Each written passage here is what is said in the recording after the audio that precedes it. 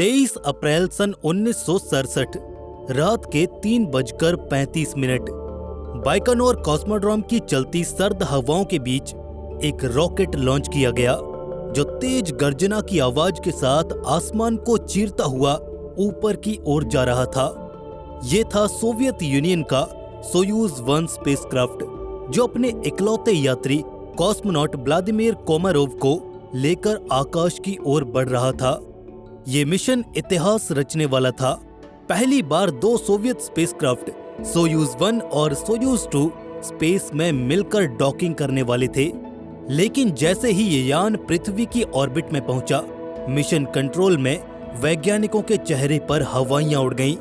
उनके माथे पर तनाव की लकीरें उभरने लगीं। स्पेसक्राफ्ट का एक सोलर पैनल खुल नहीं रहा था, यान की पावर कम हो रही थी और कोमारोव की आवाज जो रेडियो पर गूंज रही थी उसमें भी एक अजीब सी बेचैनी थी। क्या ये मिशन वाकई इतिहास रचेगा या ये एक ऐसी त्रासदी बनने जा रहा था जिसका सच दुनिया से छिपाया जाएगा? ये कहानी है सोयूज 1 की, स्पेस एक्सप्लोरेशन के इतिहास में पहली मानवीय मौत की। ये कहानी है व्लादिमीर कोमारोव की, जिन्होंने अपनी जान गंवाई और एक ऐसे मिशन की जो शुरू होने से पहले ही खतरे में था। आइए इस रहस्यमयी ट्रेजेडी के हर एक पहलू को खंगालते हैं। सोवियत स्पेस रेस और सोयूज। सन 1960 का दशक था और ये वो समय था जब दुनिया की 2 महाशक्तियों के बीच खुद को बेहतर और ताकतवर साबित करने की होड़ लगी थी, जिनकी वजह से इन दोनों देशों के बीच एक कोल्ड वॉर चल रही थी। और ये 2 देश थे अमेरिका और सोवियत यूनियन। ये कोल्ड वॉर सिर्फ जमीन पर नहीं बल्कि स्पेस में भी लड़ी जा रही थी, जिसे खास तौर पर स्पेस रेस कहा गया। सन 1957 में सोवियत यूनियन ने स्पुतनिक 1 लॉन्च करके पूरी दुनिया को चौंका दिया था। फिर 1961 में यूरी गैगरिन ने वोस्टॉक 1 में उड़ान भरकर इतिहास रच दिया। वो पहले इंसान बने जो स्पेस में गए थे। लेकिन अमेरिका भी ज्यादा पीछे नहीं था। उनका अपोलो प्रोग्राम तेजी से आगे बढ़ रहा था और सोवियत यूनियन को यहाँ पर अपनी बढ़त बनाए रखने के लिए कुछ बहुत बड़ा करना था। इसी प्रेशर में जन्म हुआ सोयूज प्रोग्राम का। सोयूज स्पेसक्राफ्ट को डिजाइन किया गया था भविष्य के लिए। ये एक ऐसा स्पेसक्राफ्ट था जो न सिर्फ पृथ्वी की ऑर्बिट में काम कर सकता था बल्कि मून तक की यात्रा के लिए भी ये पूरी तरह से तैयार था। इसका मकसद था 2 यानों को स्पेस में ही जोड़ देना, जिसे आज हम डॉकिंग कहते हैं, जिससे एक यान से दूसरे में कॉस्मोनॉट्स को ट्रांसफर किया जा सके। ये तकनीक मून मिशन के लिए जरूरी थी, लेकिन समय बहुत कम था। सोवियत लीडरशिप, खासकर लियोनिड ब्रेजनेव चाहते थे कि 1967 में सोवियत क्रांति की 50वीं सालगिरह पर कुछ ऐसा हो जो फिर से दुनिया को चौंका दे। सोयूज 1 और सोयूज 2 का मिशन इसी जल्दबाजी में तैयार किया गया। योजना थी कि सोयूज 1, जिसमें व्लादिमीर कोमारोव अकेले होंगे, उसे पहले लॉन्च किया जाएगा। फिर 24 घंटे बाद सोयूज 2 मिशन लॉन्च होगा, जिसमें 2 कॉस्मोनॉट्स वैलेरी वाइकोवस्की और येवगेनी क्रूनोव होंगे। ये दोनों यान स्पेस में मिलेंगे, डॉकिंग करेंगे और एक कॉस्मोनॉट सोयूज 2 से सोयूज 1 में आ जाएगा। ये मिशन सोवियत इंजीनियरिंग के चमत्कार को साबित करने वाला था, लेकिन सच तो ये था कि सोयूज स्पेसक्राफ्ट पूरी तरह से तैयार नहीं था। टेस्टिंग के दौरान कई टेक्निकल ग्लिचेस सामने आए थे और इंजीनियर्स ने चेतावनी भी दी थी कि स्पेसक्राफ्ट आउटर स्पेस में जाने के लिए सुरक्षित नहीं है। व्लादिमीर कोमारोव, एक नायक का बलिदान। इस मिशन के लिए फिर एक नाम सामने आता है, व्लादिमीर कोमारोव। एक ऐसा नाम जो आज भी अंतरिक्ष के इतिहास में गूंजता है। सन 1927 में मॉस्को में जन्मे कोमारोव एक अनुभवी टेस्ट पायलट थे। सन 1964 में उन्होंने वोस्टॉक 1 मिशन में हिस्सा लिया, जो पहला ऐसा सोवियत मिशन था जिसमें 1 से ज्यादा कॉस्मोनॉट्स स्पेस में गए थे। कोमारोव न सिर्फ कुशल थे बल्कि उनके नेतृत्व और साहस की मिसाल दी जाती थी। लेकिन सोयूज 1 के लिए उनकी नियुक्ति के पीछे कई सवाल थे। कहा जाता है कि कोमारोव को स्पेसक्राफ्ट की खामियों के बारे में पहले से पता था। टेस्टिंग में बार बार समस्याएं सामने आ रही थी। इंजीनियर्स ने चेतावनी दी थी कि मिशन खतरनाक हो सकता है। लेकिन सोवियत लीडरशिप पर पॉलिटिकल प्रेशर इतना ज्यादा था कि मिशन को रद्द करना नामुमकिन था। कोमरोव के दोस्त और बैकअप कॉस्मोनॉट यूरी गैगरिन ने स्पेसक्राफ्ट की जांच की और इसकी रेडीनेस पर कई सवाल उठाए। कुछ कहानियां बताती हैं कि गागरिन ने मिशन को रोकने की कोशिश की थी, लेकिन कोमरोव ने ये जिम्मेदारी अपने कंधों पर ली थी। क्या वो जानते थे कि ये मिशन उनकी जान ले सकता है, या ये सोवियत व्यवस्था का ही दबाव था जो उन्हें ऐसा करने पर मजबूर कर रहा था? 23 अप्रैल सन 1967 को कोमरोव बाइकनूर कॉस्मोड्रोम पर उस स्पेसक्राफ्ट में बैठे जिसके बारे में कई इंजीनियर्स को शक था। क्या वो नायक थे जो अपने देश के लिए बलिदान देने को तैयार थे, या ये एक ऐसी व्यवस्था के शिकार थे जो अपनी उपलब्धियों के लिए किसी भी कीमत को चुकाने के लिए तैयार थी? सोयूज लॉन्च और शुरुआती संकट। 23 अप्रैल सन 1967 की रात बाइकनूर कॉस्मोड्रोम में काउंटडाउन शुरू हुआ। रॉकेट के इंजन्स दहाड़े और सोयूज 1 पृथ्वी के ऑर्बिट की ओर बढ़ा। शुरुआत में तो सब कुछ ठीक ठाक लग रहा था। कोमरोव ने मिशन कंट्रोल से कांटेक्ट किया। उनकी आवाज में कॉन्फिडेंस था, लेकिन जैसे ही यान ऑर्बिट में स्थापित हुआ, पहली प्रॉब्लम सामने आई। सोयूज 1 के 2 सोलर पैनल्स में से एक नहीं खुल रहा था। ये सोलर पैनल्स स्पेसक्राफ्ट की बैटरी को चार्ज करने के लिए जरूरी थे। बिना इनके यान की पावर तेजी से कम हो रही थी। मिशन कंट्रोल ने कोमरोव से कहा कि वो सोलर पैनल्स को खुद ठीक करने की कोशिश करें, लेकिन स्पेस में ये पॉसिबल नहीं था। इसके अलावा यान का ओरिएंटेशन कंट्रोल सिस्टम भी काम नहीं कर रहा था। कोमरोव को यान स्थिर करने के लिए मैनुअल कंट्रोल करना पड़ रहा था, जो बेहद मुश्किल और थकाऊ था। मिशन कंट्रोल में भी तनाव बढ़ता जा रहा था। कई लोगों के मन में था कि क्या कोमरोव को वापस बुलाया जाए, लेकिन सोवियत लीडरशिप ने मिशन को जारी रखने का आदेश दिया। अगले दिन सोयूज 2 लॉन्च होने वाला था। अगर सोयूज 1 वापस आता तो ये सोवियत यूनियन की हार मानी जाती। कोमरोव ने भी हिम्मत नहीं हारी थी। उन्होंने मिशन कंट्रोल को बताया कि वो कोशिश करते रहेंगे, लेकिन उनकी आवाज में इस बार हल्की सी फ्रस्ट्रेशन थी। तो क्या वो जान चुके थे कि ये मिशन उनके लिए आखिरी हो सकता है? मिशन का अंत। पृथ्वी की ऑर्बिट में कोमरोव की हालत लगातार बद से बदतर होती जा रही थी। सोलर पैनल्स के फेलियर ने स्पेसक्राफ्ट की पावर को आधा कर दिया था। ओरिएंटेशन कंट्रोल सिस्टम की खराबी ने यान को कंट्रोल करना लगभग असंभव बना दिया था। कोमरोव को बार बार मैनुअल कंट्रोल करना पड़ रहा था, जिससे उनकी एनर्जी भी कम हो रही थी। मिशन कंट्रोल ने आखिरकार फैसला किया कि इस मिशन को रद्द करना होगा। सोयूज 2 का लॉन्च भी कैंसिल कर दिया गया और कोमरोव को वापस धरती पर आने का आदेश दिया गया। 24 अप्रैल सन 1967 की सुबह कोमरोव ने री एंट्री की प्रोसेस शुरू की। ये स्पेस यात्रा का सबसे खतरनाक हिस्सा होता है। यान को सही एंगल पर पृथ्वी के एटमॉस्फेयर में प्रवेश करवाना होता है। अगर एंगल गलत हुआ तो यान जल सकता था और या स्पेस में खो सकता था।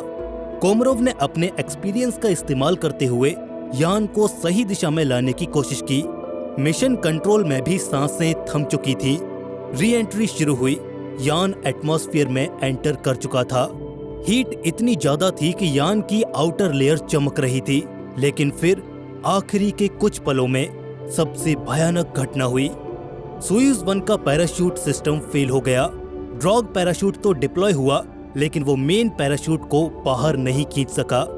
एक्सेसिव हीट और प्रेशर ने पैराशूट कंपार्टमेंट को इतना प्रभावित कर दिया था जिससे लाइंस उलझ गई थी। बैकअप पैराशूट भी ड्रॉग के साथ ही उलझ गया था। बिना पैराशूट के यान अनियंत्रित होकर बड़ी ही तेज स्पीड से पृथ्वी की ओर गिरने लगा। ट्रेजेडी और उसका प्रभाव। 24 अप्रैल सन 1967 दोपहर का समय था। रूस के ओरेनबर्ग ओब्लास्ट में कराबुतक गांव के पास एक जोरदार धमाका हुआ। सोयूज 1 का स्पेसक्राफ्ट जमीन से टकरा गया। टक्कर इतनी जोरदार थी कि स्पेसक्राफ्ट पूरी तरह से नष्ट हो गया था। व्लादिमीर कोमरोव की मौत वहां तुरंत हो गई थी। वो किसी स्पेस मिशन के दौरान मरने वाले पहले इंसान बन गए। जब रेस्क्यू टीम घटनास्थल पर पहुंची तो वहां सिर्फ जलता हुआ मलबा था। कोमरोव के रिमेन्स गंभीर रूप से क्षतिग्रस्त हो चुके थे, लेकिन उन्हें पहचाना जा सकता था। सोवियत अधिकारियों ने तुरंत पूरे एरिया को सील कर दिया। दुनिया को बताया गया कि पैराशूट फेलियर की वजह से कोमरोव की मौत हो गई, लेकिन टेक्निकल इश्यूज जो उस पूरे मिशन के दौरान थे उनको सोवियत यूनियन ने बड़ी ही चालाकी से पब्लिक नहीं किया। सोयूज 1 की त्रासदी ने सोवियत स्पेस प्रोग्राम को गहरा झटका दिया। मिशन फेलियर की वजह से सोयूज प्रोग्राम को 18 महीने के लिए सस्पेंड कर दिया गया। इन्वेस्टिगेशन के दौरान पता चला कि स्पेसक्राफ्ट में कई डिजाइन और टेस्टिंग इश्यूज थे। पैराशूट सिस्टम के फेलियर के कारण ड्रॉग पैराशूट की गलत फंक्शनिंग और कंपार्टमेंट में हीट बिल्डअप हुआ था, लेकिन इस त्रासदी ने कुछ लेसन्स भी सिखाए।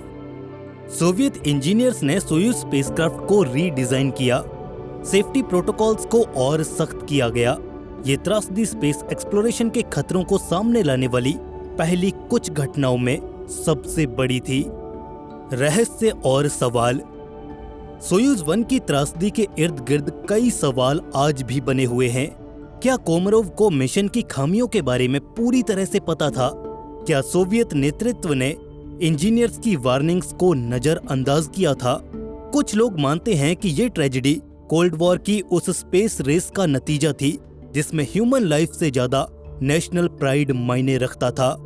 एक और सवाल जिसका आंसर आज तक किसी के पास नहीं है, क्या इस घटना को टाला जा सकता था? अगर सोवियत लीडरशिप ने मिशन को और समय दिया होता तो क्या कोमरोव की जान बच सकती थी? कोमरोव का प्रोफेशनलिज्म उनकी फाइनल कम्युनिकेशन में साफ झलक रहा था। वो आखिरी पल तक स्पेसक्राफ्ट को कंट्रोल करने की कोशिश करते रहे, लेकिन उनकी कोशिशें हमेशा नाकाम हुई। व्लादिमीर कोमरोव की मौत ने उन्हें एक नायक बना दिया। सोवियत यूनियन ने उन्हें hero of the Soviet union का खिताब दिया।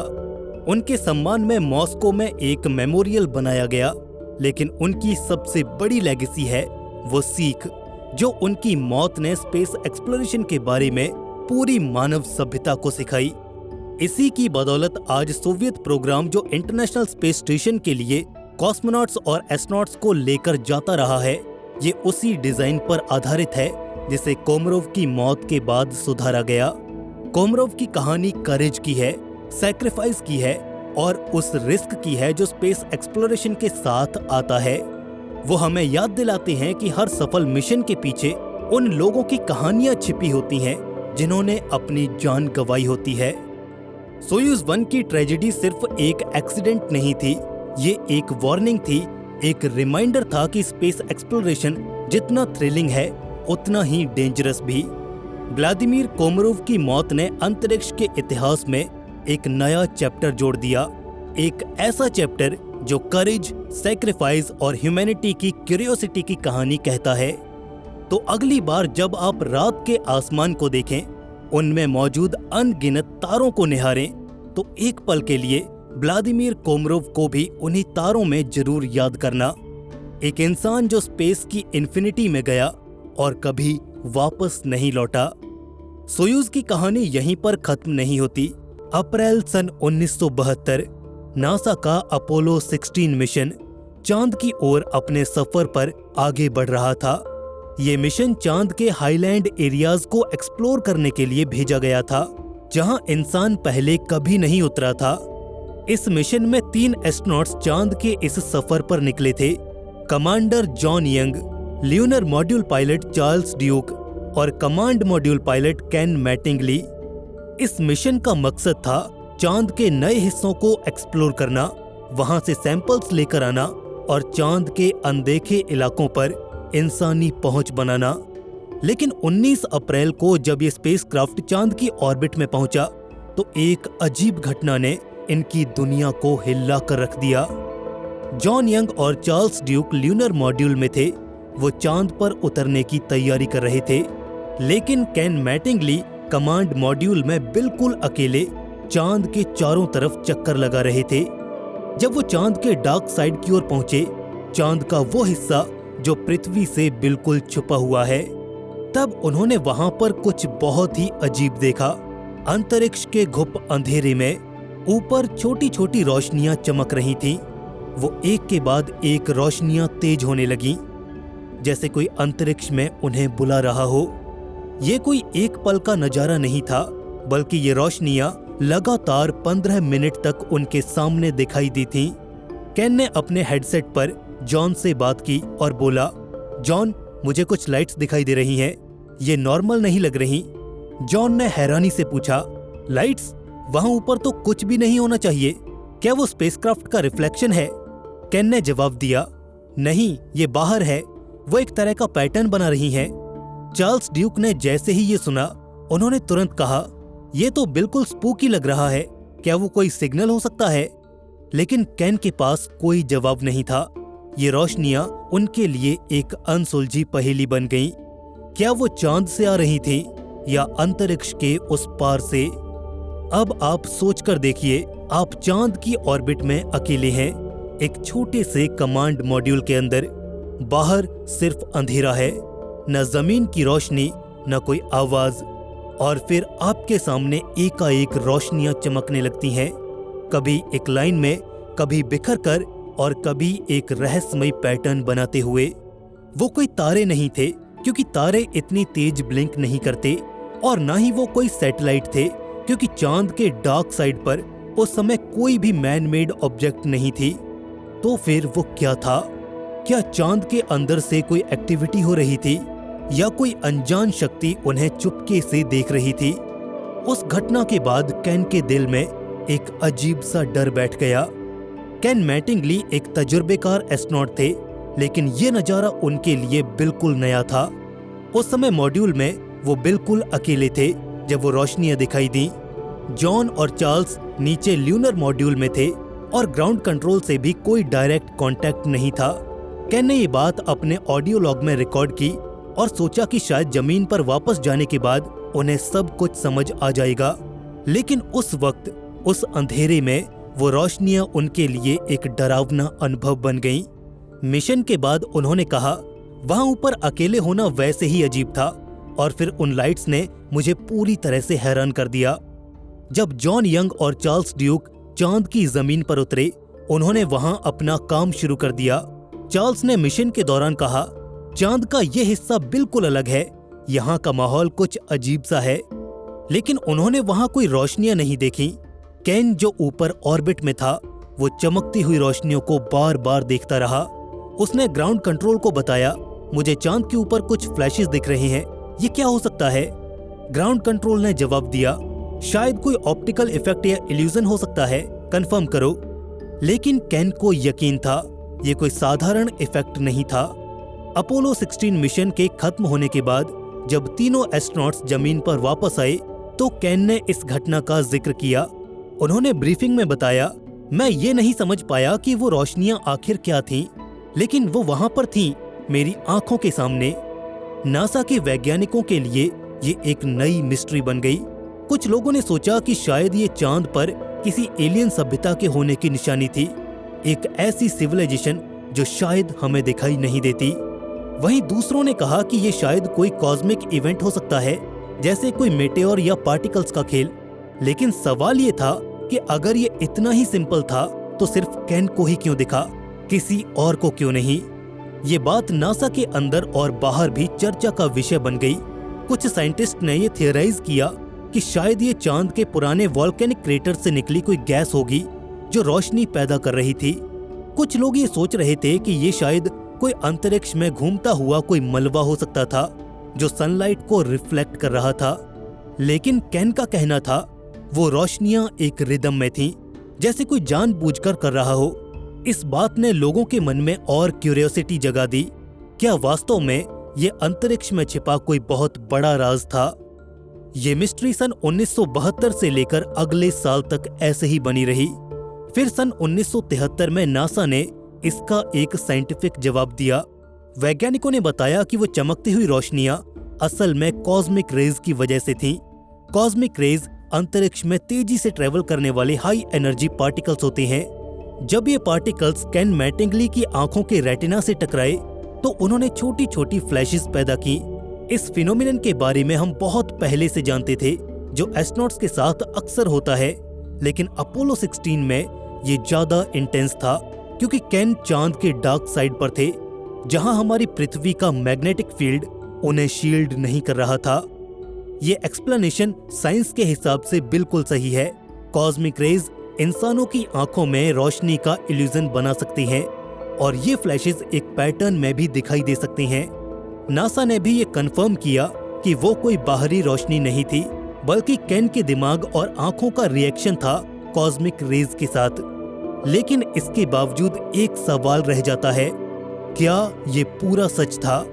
केन ने हमेशा से कहा, मुझे लगा कि वो रोशनियां बाहर थीं, वो सिर्फ मेरी आंखों का खेल नहीं लगता था। जॉन यंग और चार्ल्स ड्यूक ने इस एक्सप्लेनेशन को मान लिया, लेकिन केन मैटिंगली कभी पूरी तरह इस एक्सप्लेनेशन से कन्विंस नहीं हुए। उन्होंने एक इंटरव्यू में कहा, चाहे वो कॉस्मिक रेज ही क्यों ना हो, उस पल का डर कुछ अलग था। वहां पर अकेला होना और ये सब देखना, ये जिंदगी भर याद रहेगा। ये घटना हमें सोचने पर मजबूर करती है कि अंतरिक्ष कभी कभी कितना अजनबी हो सकता है। चाहे साइंस उसे समझा दे, लेकिन उस वक्त का एहसास एक राज ही बना रहता है। आज हमें उन रोशनियों का जवाब तो मिल चुका है, लेकिन चांद के उस अंधेरे में केन के साथ जो हुआ, वो अब भी एक डरावनी कहानी जैसा लगता है। अंतरिक्ष जो हमें शुरू से ही अपनी ओर आकर्षित करता आया है, उस आकर्षण के पीछे वाकई कुछ तो है जिसने हमारे पूर्वजों तक को ऊपर आसमान में देखने पर मजबूर कर दिया। ये कुछ ऐसा है कि इसके हर एक्सप्लेनेशन के पीछे भी एक सवाल छुपा होता है जो इसके रोमांच को कभी कम नहीं होने देता। अंतरिक्ष के ये राज हमें हमेशा अपनी ओर खींचते रहते हैं। ये सिर्फ एक घटना थी, लेकिन जरा सोचिए कितने और ऐसे पल होंगे जिनका हमें अभी पता नहीं चल पाया है। 30 जून सन 1971 की सुबह कजाकिस्तान के विशाल और सुनसान मैदानों में एक हेलीकॉप्टर की आवाज गूंज रही थी। सोवियत यूनियन का सोयूज 11 अंतरिक्ष यान धरती पर उतर चुका था। चारों ओर हल्की धूल उड़ रही थी और सूरज की किरणें उस छोटे से कैप्सूल पर पड़ रही थीं, जो अभी कुछ समय पहले अंतरिक्ष की अनंत गहराइयों से लौटा था। चारों ओर उत्साह का माहौल था। रिकवरी टीम्स के सदस्यों के चेहरे पर उम्मीद की चमक थी। ये वो पल था जिसका इंतजार सोवियत वैज्ञानिकों, इंजीनियरों और पूरे देश को बेसब्री से था। सोयूज 11 मिशन दुनिया का पहला ऐसा मिशन था जिसने स्पेस स्टेशन पर इंसानों को लंबे समय तक रहने का मौका दिया था। रिकवरी टीम्स तेजी से स्पेसक्राफ्ट की ओर बढ़ी, जो कुछ ही देर पहले अंतरिक्ष से लौटा था। लेकिन जैसे ही टीम ने स्पेस कैप्सूल के भारी धातु का हैच खोला, वो उत्साह एक पल में ही दहशत में बदल गया। वो दृश्य उनके सामने था जिसे देखकर सबके रोंगटे खड़े हो गए। एक ऐसी भयावह तस्वीर सबके सामने आई जिसने न सिर्फ उस दिन वहां पर मौजूद सबको अंदर से हिलाकर रख दिया, बल्कि अंतरिक्ष के इतिहास में एक काला अध्याय भी जोड़ दिया। हैच खुलते ही 3 अंतरिक्ष यात्री जॉर्जी डोब्रोवोल्स्की, व्लादिस्लाव वोल्कोव और विक्टर पात्सेव अपनी सीट पर पड़े थे। लेकिन ये कोई सामान्य दृश्य नहीं था। उनकी आंखों से खून की बूंदें रिस रही थीं, जैसे किसी भयानक दबाव ने उनकी नसों को फाड़ डाला हो। उनके चेहरे पर नीले काले धब्बे उभर आए थे और उनकी नाक और कानों से खून की पतली धार बह रही थी, जो उनकी वर्दी पर जम चुकी थी। उनकी आंखें खुली हुई थीं। ऐसा लग रहा था मानो जैसे कोई खौफनाक मंजर देखा हो, और अपनी मौत को सामने से देखना, इससे खौफनाक और क्या हो सकता है। लेकिन उनमें कोई हरकत नहीं थी। डोब्रोवोल्स्की ऐसी पोजीशन में थे जैसे वो अभी भी कुछ कहना चाहते हों, लेकिन उनकी सांसें थम चुकी थीं। वोल्कोव का सिर एक तरफ झुका हुआ था और पात्साएव का हाथ अभी भी उस वाल्व की ओर था जिसे शायद वो अपनी आखिरी सांस तक बंद करने की कोशिश कर रहे थे। रिकवरी टीम के सदस्यों के हाथ कांप रहे थे। कुछ ने चीखने की कोशिश की, लेकिन गला अंदर से रुंध गया था। वो लोग जिन्हें जिंदा और हंसता हुआ देखने के लिए आए थे, वो अब एक ऐसी सच्चाई से रूबरू थे जिसकी उन्होंने कल्पना भी नहीं की थी। टीम के डॉक्टर्स ने तुरंत उनकी नब्ज जांचने की कोशिश की, लेकिन कुछ ही सेकंड में ये साफ हो गया कि तीनों अब इस दुनिया में नहीं थे। ये अंतरिक्ष में हुई पहली और अब तक की इकलौती ऐसी घटना थी जहां अंतरिक्ष यात्रियों की मौत अंतरिक्ष की ठंडी और खामोश गहराइयों में हुई थी। सोयूज 11 जो सोवियत यूनियन के लिए एक ऐतिहासिक जीत बनने वाला था, वो एक ऐसी त्रासदी में बदल गया जिसने पूरी दुनिया को झकझोर कर रख दिया। ये तीनों अंतरिक्ष यात्री 23 दिनों तक अंतरिक्ष में रहे थे, दुनिया के पहले स्पेस स्टेशन सैल्यूट 1 पर काम करते हुए। उनकी वापसी को लेकर पूरे सोवियत यूनियन में उत्सव की तैयारी थी, लेकिन अब वो उत्सव एक गहरे शोक में बदल गया था। आखिर क्या हुआ था कि ये मिशन जो इतिहास रचने वाला था, वो इतिहास पर ही दाग बन गया। इस हादसे ने कई सवाल खड़े किए। आखिर गलत कहां पर हुआ था? क्या ये मिशन शुरू से ही खतरे में था? और सबसे बड़ा सवाल, क्या इस ट्रेजेडी को रोका जा सकता था? आज हम इस कहानी को हर कोने से खोलेंगे और जानने का प्रयास करेंगे कि आखिर गलती कहां पर थी, उस मिशन की शुरुआत से लेकर उसके दुखद अंत तक। तो चलिए इस भयावह कहानी को एकदम शुरुआत से देखते हैं। सोयूज 11 की कहानी शुरू होती है 6 जून सन 1971 से, जब ये अंतरिक्ष यान सोवियत यूनियन के बाइकनोर कॉस्मोड्रोम से लॉन्च हुआ। उस वक्त स्पेस रेस अपने चरम पर थी। अमेरिका ने 1969 में अपोलो 11 के जरिए चांद पर अपना पहला कदम रख दिया था और नील आर्मस्ट्रॉन्ग की वो मशहूर पंक्ति, एक इंसान के लिए छोटा कदम लेकिन मानवता के लिए एक बड़ी छलांग, पूरी दुनिया में गूंज रही थी। सोवियत यूनियन इस हार को भूलना नहीं चाहता था और इस पर उसका जवाब था सैल्यूट 1, दुनिया का पहला स्पेस स्टेशन। ये एक ऐसा सपना था जो अंतरिक्ष में इंसानों को लंबे समय तक रहने का सपना पूरा कर सकता था। सैल्यूट 1 को 19 अप्रैल सन 1971 को लॉन्च किया गया था, लेकिन इसके लिए भेजा गया पहला मिशन सोयूज 10 इसे जोड़ने में नाकाम रहा। तकनीकी खराबी की वजह से क्रू स्टेशन में दाखिल ही नहीं हो पाया। सारी उम्मीदें सोयूज 11 पर टिकी थीं। इस मिशन के लिए 3 अंतरिक्ष यात्रियों को चुना गया। जॉर्जी डोब्रोवोल्स्की 43 साल के एक अनुभवी एयरफोर्स पायलट थे और इस मिशन के कमांडर भी। वो शांत और गंभीर इंसान थे जिन्हें अपने परिवार के साथ बहुत प्यार था। अक्सर अपनी पत्नी और 2 बेटियों को चिट्ठियां लिखा करते थे। व्लादिस्लाव वोल्कोव 35 साल के एक ऊर्जावान और अनुभवी अंतरिक्ष यात्री जो 1969 में सोयूज 7 पर जा चुके थे। वो अपने मजाकिया और दोस्ताना स्वभाव के लिए जाने जाते थे। और विक्टर पात्साएव 38 साल के एक प्रतिभाशाली इंजीनियर जिनके लिए ये पहला स्पेस मिशन था। वो साइंटिफिक एक्सपेरिमेंट्स के लिए जुनूनी थे और अंतरिक्ष से धरती को देखने का सपना देखते थे। लेकिन ये तीनों मुख्य टीम में कभी थे ही नहीं। असली टीम जिसे सोयूज 11 मिशन के लिए जाना था वो थे एलेक्साई लियोनोव, जो अंतरिक्ष में पहला स्पेस वॉक करने वाले अंतरिक्ष यात्री थे, वैलेरी बुकासोव और पेयोत्रे कोलोडिन। लेकिन लॉन्च से सिर्फ 4 दिन पहले कोबासोव के फेफड़ों में एक छोटा सा धब्बा दिखाई दिया। डॉक्टर्स को लगा कि ये टीबी हो सकता है। सोवियत्स के सख्त नियमों के चलते पूरी टीम को ही बदल दिया गया और बैकअप क्रू को ये मिशन करने का मौका मिला। लेकिन बाद में पता चला कि कोबासोव को कोई टीबी नहीं था, बल्कि वो एक मामूली एलर्जी थी। लियोनोव ने घटना के बाद में कहा, मुझे आज भी लगता है कि अगर हम गए होते तो शायद ये हादसा न होता। लॉन्च के दिन सोयूज 11 एक तेज गर्जना की आवाज के साथ अंतरिक्ष की ओर बढ़ा। अगले दिन 7 जून को ये सैल्यूट 1 से सफलतापूर्वक डॉक हो गया। ये एक ऐतिहासिक पल था।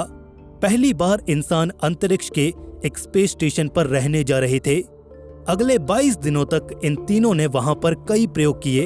उन्होंने सूरज और तारों का अध्ययन किया, पौधों पर जीरो ग्रेविटी का असर देखा और अपने शरीर पर अंतरिक्ष के प्रभावों को भी रिकॉर्ड किया। सोवियत टीवी पर उनके लाइव ब्रॉडकास्ट लगातार दिखाई जा रहे थे। 19 जून को पात्साएव ने अंतरिक्ष में अपना जन्मदिन भी मनाया। उन्होंने एक छोटी सी ट्यूब से केक खाया और अपने साथियों के साथ हंसी मजाक किया। लेकिन इन खुशी के पलों के बीच कुछ परेशानियां भी थीं। स्टेशन पर एक छोटी सी आग लगी थी जिससे पूरे स्टेशन में धुआं फैल गया था। क्रू ने इसे कंट्रोल तो कर लिया, लेकिन स्पेस स्टेशन पर हवा की क्वालिटी खराब हो गई थी। मिशन कंट्रोल ने फैसला किया कि अब वापसी का वक्त आ गया है। 29 जून को वो सैल्यूट 1 से अलग हो गए। उन्होंने अपने सामान को सोयूज में पैक किया, साइंटिफिक डेटा, नमूने और कुछ पर्सनल सामान। डोब्रोवोल्स्की ने आखिरी बार स्पेस स्टेशन की खिड़की से पृथ्वी को देखा और कहा, ये नीला गोला कितना खूबसूरत है। और फिर हैच बंद हो गया और वो धीरे धीरे धरती की ओर बढ़ रहे थे। मिशन कंट्रोल से उनकी आखिरी बातचीत में सब कुछ नॉर्मल था। डोब्रोवोल्स्की ने कहा, हम तैयार हैं, री एंट्री शुरू कर रहे हैं। इसके बाद रेडियो साइलेंट हुआ, जो उस वक्त बिल्कुल आम था, लेकिन कोई नहीं जानता था कि आवाजें अब हमेशा के लिए शांत हो जाएंगी। The accident and horrible discovery. अब हम उस पल पर पहुंचते हैं जब सोयूज 11 धरती पर लौटा। 30 जून सन 1971 को सुबह 6:46 कजाकिस्तान के करजाल से 90 किलोमीटर दक्षिण पश्चिम में अंतरिक्षयान ने एक परफेक्ट लैंडिंग की थी। 2 पैराशूट्स, पहला ड्रॉग और फिर मेन पैराशूट्स सही समय पर खुले थे। स्पेस कैप्सूल की रफ्तार धीमी हुई और वो हल्के से जमीन पर उतर गया। बाहर से सब कुछ नॉर्मल लग रहा था। रिकवरी टीम तेजी से कैप्सूल के पास पहुंची। हेलीकॉप्टर से उतरते हुए उनके पास वायरलेस रेडियोज थे और वो मिशन कंट्रोल को हर एक अपडेट दे रहे थे। टीम के चेहरों पर मुस्कान थी, वो अपने नायकों का स्वागत करने के लिए तैयार थे। लेकिन जैसे ही उन्होंने हैच पर दस्तक दी, उन्हें कोई जवाब नहीं मिला। एक अजीब सा सन्नाटा था। टीम लीडर ने अपने साथियों को देखा और कहा, शायद वो थक गए होंगे, लेकिन मन में एक अजीब बेचैनी भी थी। उन्होंने हैच को खोलने की प्रोसेस शुरू कर दी। सोयूज का हैच भारी था और उसे खोलने में कुछ मिनट लगे, लेकिन जैसे ही वो खुला, अंदर कुछ भी नॉर्मल नहीं था। वो भयावह दृश्य सबके सामने था। तीनों अंतरिक्ष यात्री अपनी सीटों पर थे, लेकिन उनकी हालात को देखकर रिकवरी टीम के पैरों तले जमीन खिसक गई। जॉर्जी डोब्रोवोल्स्की का सिर थोड़ा आगे झुका हुआ था। उनकी आंखों से खून की बूंदें टपक रही थीं। उनके चेहरे पर नीले और काले धब्बे थे। ऐसा लग रहा था जैसे उनकी त्वचा ऑक्सीजन की कमी से सिकुड़ गई हो। व्लादिस्लाव वोल्कोव का सिर एक तरफ लटक रहा था। उनकी नाक से खून की एक पतली धार बह रही थी, जो उनकी ठोड़ी तक पहुंचकर सूख गई थी। विक्टर पात्सेव की हालात सबसे अलग थी।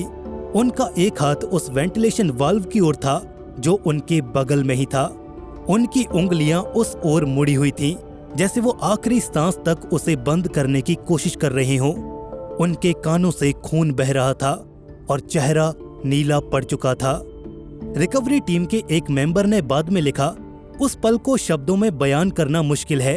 उनकी आंखें खुली थीं, लेकिन उनमें कोई जिंदगी बाकी नहीं थी। ऐसा लग रहा था जैसे वो हमसे कुछ कहना चाहते हों। डॉक्टर्स ने तुरंत उनकी नब्ज जांचने की कोशिश की। डोब्रोवोल्स्की का शरीर अभी भी हल्का गर्म था। शायद उनकी मौत कुछ मिनट पहले ही हुई थी। टीम ने सीपीआर शुरू किया। एक सैनिक ने डोब्रोवोल्स्की की छाती दबाई, दूसरा वोल्कोव को हिलाने की कोशिश कर रहा था, लेकिन 10 मिनट बाद सबने हाथ खड़े कर दिए। पूरी टीम काल के ग्रास का शिकार हो चुकी थी। आखिर क्या हुआ था सोयूज 11 के साथ? जांच शुरू हुई। सोयूज में 3 हिस्से होते हैं, ऑर्बिटल मॉड्यूल, डिसेंट मॉड्यूल और सर्विस मॉड्यूल। रीएंट्री से पहले 29 जून को रात 11:35 पर ये हिस्से एक दूसरे से अलग हुए थे और उस दौरान एक वेंटिलेशन वाल्व गलती से खुला रह गया। ये वाल्व 13 मिलीमीटर का था और इसका काम था लैंडिंग के बाद प्रेशर को बैलेंस करना, लेकिन ये समय से पहले स्पेस में ही खुल गया था, जिससे डिसेंट मॉड्यूल का सारा ऑक्सीजन अंतरिक्ष के वैक्यूम में ही चला गया और स्पेस कैप्सूल में प्रेशर एकदम 0 हो चुका था। अंतरिक्ष यात्रियों के पास प्रेशर सूट्स नहीं थे। सोयूज को डिजाइन करते वक्त जगह बचाने के चक्कर में स्पेस सूट हटा दिए गए थे। वैक्यूम में इंसान ज्यादा देर तक नहीं जी सकता। पहले 15 सेकंड्स में ही इंसान अनकॉन्शियस हो जाता है। उनके फेफड़ों में जो हवा बची थी वो तेजी से फैलने लगी। उनकी नसें फट गईं, उनके दिमाग में खून जम गया और ऑक्सीजन की कमी से वो बेहोश हो गए। ऑटोप्सी में पता चला कि उनके फेफड़ों में खून जमा हो गया था और उनके कान के पर्दे फट गए थे। पात्सेव का शरीर वाल्व के पास मिला। उनके हाथ पर निशान थे जो बताते थे कि वो इसे बंद करने की कोशिश कर रहे थे, लेकिन वाल्व को मैनुअली बंद करने में 60 से ज्यादा सेकंड लगते थे और उनके पास सिर्फ 15 सेकंड्स ही थे। जांच में एक और चौंकाने वाली बात सामने आई। मिशन कंट्रोल ने रीएंट्री से पहले एक अजीब सा शोर सुना था, तेज हिस की आवाज। लेकिन उस वक्त इसे ज्यादा सीरियसली नहीं लिया गया। बाद में पता चला कि ये वाल्व खुलने की आवाज थी। मुख्य टीम के कमांडर एलेक्साई लियोनोव ने कहा कि उन्होंने ट्रेनिंग में चेतावनी दी थी कि वाल्व को मैन्युअली चेक करना चाहिए, लेकिन क्रू ने ऑटोमेटिक सिस्टम पर ज्यादा भरोसा किया। लियोनोव ने बाद में टेस्ट किया कि वाल्व को बंद करने में करीब 52 सेकंड लगे थे। ये एक छोटी सी तकनीकी गलती थी, लेकिन इसने 3 जिंदगियां छीन ली। सोवियत सरकार ने पहले इसे छिपाने की खूब कोशिश की, लेकिन सोवियत यूनियन का ऑफिशियल स्टेटमेंट था कि मिशन सफल रहा। लेकिन लैंडिंग के बाद मेडिकल इमरजेंसी हुई, लेकिन सच ज्यादा देर तक नहीं छुप सका। Impact and lessons of the tragedy. Soyuz 11 के हादसे ने सोवियत स्पेस प्रोग्राम को हिला कर रख दिया। 3 अंतरिक्ष यात्रियों की मौत सिर्फ एक तकनीकी नाकामी नहीं थी, ये एक नेशनल ट्रेजेडी थी। जॉर्जी डोब्रोवोल्स्की, व्लादिस्लाव वोल्कोव और विक्टर पात्सेव सोवियत यूनियन के हीरो थे।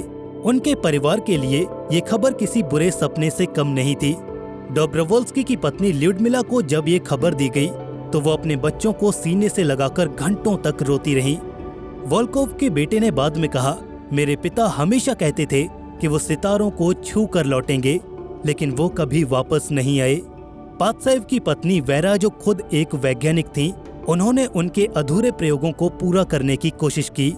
3 जुलाई सन 1971 को मॉस्को में उनका राजकीय सम्मान के साथ अंतिम संस्कार हुआ।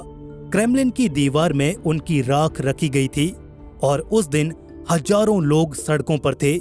उस दिन शोक में शामिल होने के लिए सोवियत यूनियन ने अमेरिकी अंतरिक्ष यात्री टॉम स्टैफोर्ड को भी आमंत्रित किया था।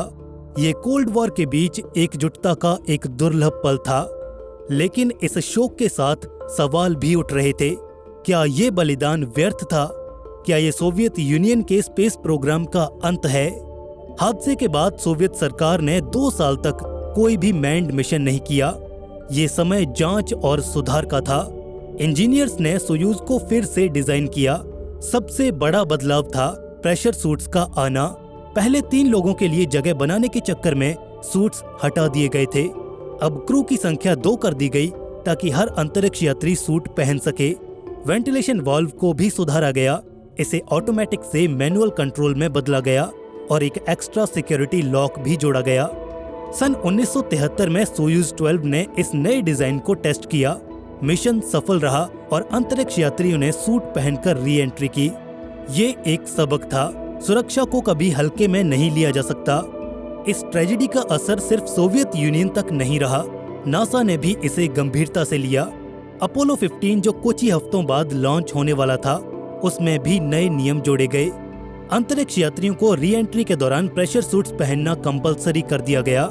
नासा के एक इंजीनियर ने कहा, सोयूज 11 ने हमें याद दिलाया कि अंतरिक्ष में हर छोटी गलती की भी कीमत जान हो सकती है। ये हादसा अंतरिक्ष यात्रा की उस डार्क साइड को दिखाता था जिसे नजरअंदाज नहीं किया जा सकता, लेकिन इसने भविष्य को सुरक्षित भी बनाया। सोयूज 11 के बाद सैल्यूट प्रोग्राम फिर से शुरू हुआ। सैल्यूट 2 और सैल्यूट 3 में काफी सुधार किए गए और बाद में मिर स्पेस स्टेशन आया। आज का अंतर्राष्ट्रीय स्पेस स्टेशन भी इसी की नींव पर खड़ा है। डोब्रोवोल्स्की, वोल्कोव और पात्सेव की मौत ने स्पेस स्टेशनों के सपने को सच करने में अपनी जान तक लगा दी। उनकी याद में सोवियत यूनियन ने कई सम्मान दिए। चांद पर 3 क्रेटर उनके नाम पर हैं, डोब्रोवोल्स्की क्रेटर, वोल्कोव क्रेटर और पात्सेव क्रेटर। कजाकिस्तान में उनकी मूर्तियां बनाई गईं। उनके नाम अंतरिक्ष के इतिहास में हमेशा के लिए दर्ज हो गए। लेकिन इस हादसे ने एक गहरे सवाल को भी जन्म दिया। क्या अंतरिक्ष की खोज इसके लायक है? हर मिशन में खतरा होता है। 1967 में अपोलो 1 की आग, 1986 में चैलेंजर का धमाका और 2003 में कोलंबिया की तबाही।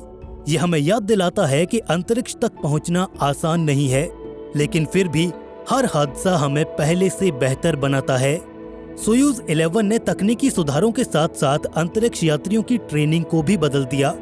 आज हर अंतरिक्ष यात्री किसी भी इमरजेंसी सिचुएशन के लिए पूरी तरह से तैयार होते हैं। वैक्यूम में सांस लेने की प्रैक्टिस से लेकर मैनुअल कंट्रोल तक उन्हें सब कुछ सिखाया जाता है। सोयूज 11 की कहानी उस भयावह पल से शुरू हुई जब गलती से वॉल्व खुला रह गया, और खत्म हुई उस भयावह पल पर जब रिकवरी टीम्स ने उन तीनों अंतरिक्ष यात्रियों को बेजान उस स्पेस कैप्सूल में पाया। लेकिन ये अंतरिक्ष की एक क्रूर सच्चाई थी। लेकिन फिर भी ये कहानी सिर्फ दुख की नहीं, ये हिम्मत, बलिदान और सीख की कहानी है।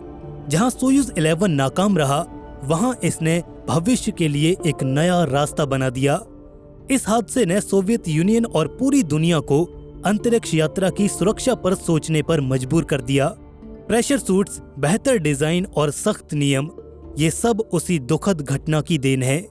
आज जब हम ISS को देखते हैं, जहां अंतरिक्ष यात्री महीनों तक रहते हैं, तो हमें याद करना चाहिए कि इसकी नींव में सोयूज 11 जैसे मिशंस का खून और पसीना मिला है।